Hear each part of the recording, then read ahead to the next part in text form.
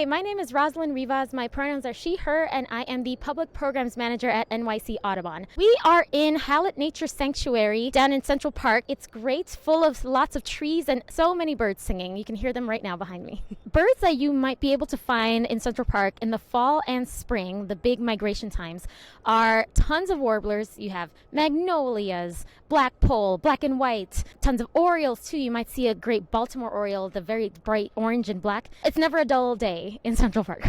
It's important to have biodiversity in urban green spaces because you may not think it, but there are tons and tons, millions of species that live in urban areas, and they depend on natural resources to live, to eat, to find shelter in.